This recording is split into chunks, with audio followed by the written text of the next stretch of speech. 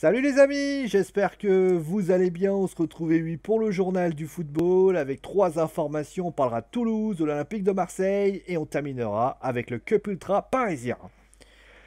Ah, Toulouse, cette ville magnifique, cette ville bien sûr qui n'est plus la ville d'Olivier Sadran. Et oui, la ville de foot d'Olivier Sadran, puisque Olivier Sadran n'est plus le président du Toulouse Football Club, il n'est même plus l'actionnaire majoritaire, puisque c'est désormais Redbird Partner qui devient un fonds d'investissement américain qui est donc devenu le nouvel actionnaire du Toulouse Football Club. Alors ils sont très contents, hein, clairement.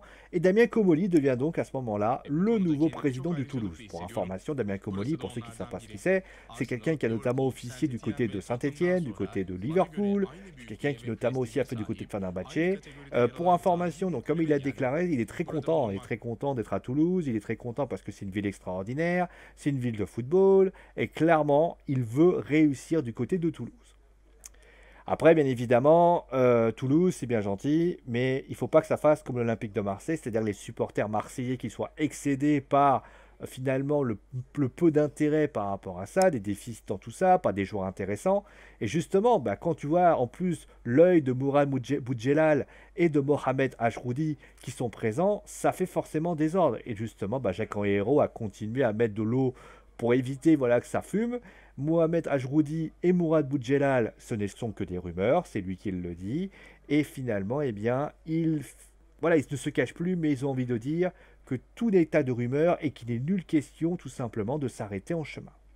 Mais il a également parlé du projet. Il a parlé également du projet marseillais qui va changer, et oui, qui va changer. Fini les stars, les paillettes et tout ce que vous voulez. Enfin, pas Dimitri Payet, hein, les paillettes. Haha, lol, je suis très drôle, je suis youtubeur.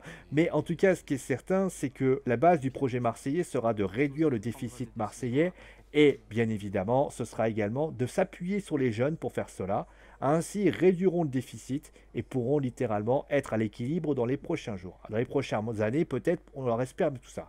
Après, est-ce que c'est sûr, est-ce que c'est pas sûr? Ça sera aux supporters marseillais d'apprécier ou non l'identité que va faire le club présidé par Jacques-Henri Hérault.